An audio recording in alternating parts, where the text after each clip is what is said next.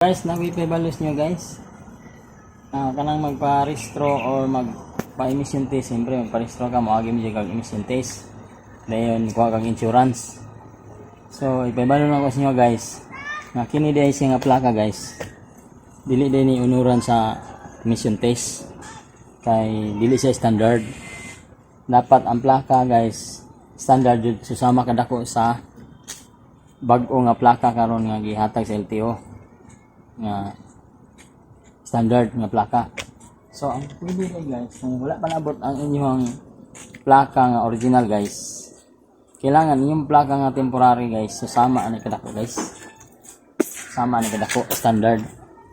Nani. Manay pabalo na ko sa inyo guys, kay katong na mga motor nga wala pa nakaparesto, parestohay pa lang niya, wala kabalo nga naka-memorandum na din nga nani nga plaka ang dapat ibutang sa imong motor para dili ka magbalik-balik.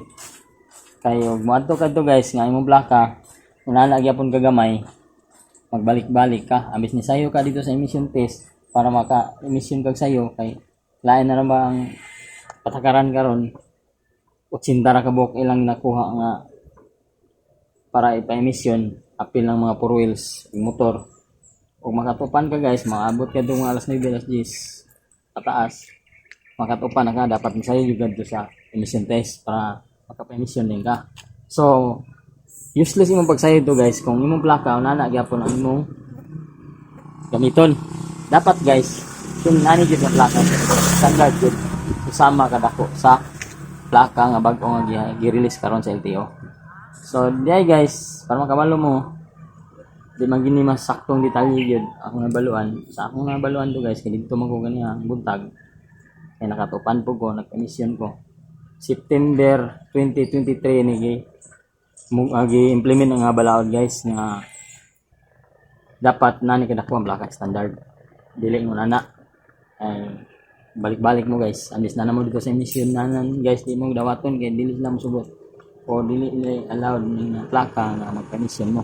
Ang dapat pinigil namin nga plaka guys ang emission karon lisan na ako ngayon guys kay umuko na kapaday yung emission ganyan guys kay gawas nga nakatupan ko yung emission test nga bawal lang na nga plaka dapat nani yun pahimo jud ko guys igasto jud ko 250 ani karon kay para inigbalik na ko ugma ma-emissionan din ko sa emission test kay standard mga plaka akong ginamit. Usban ako guys September 2023 gimugna o implement ang balaod nga standard nga plaka gyud gamiton, dili nguna na kagamay guys kay dili nila unuran sa LTO inspection ninyo sa inyong motor guys ug magpa-emission mo dili unuran. Unang-una magpa-emission mo human mo kuha mo insurance para dili mo malangan og magpa-stencil sa inyong chassis number o engine number.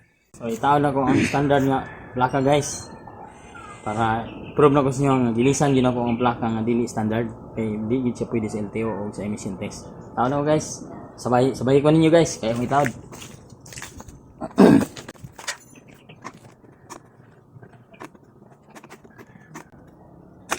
Galon ni ginatan ni guys kay dili man siya standard guys, dili ginunuran sa LTO para ma-aware pod mo. Para di mo magbalik-balik guys kay na-experience na ako ganyan, nagbalik-balik ko. So kailangan jud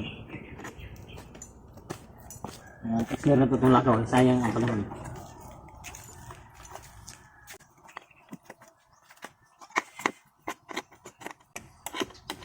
Ampo jud mo guys nga dili jud siya pwede og standard. Kita na ko siya nga ilisan yun ako standard nga plaka nga susama kadako sa bago nga plaka karon para di mo balik sa LTO or sa emissionan.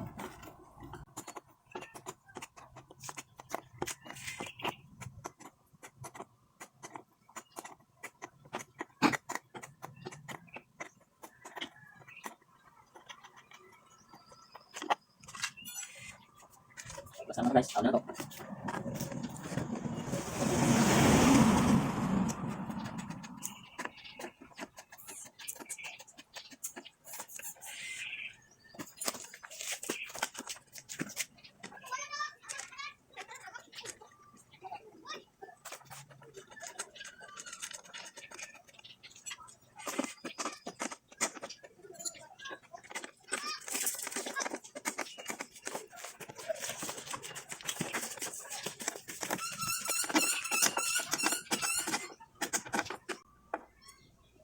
So, okay na guys. Ilisa na yun ako standard guys.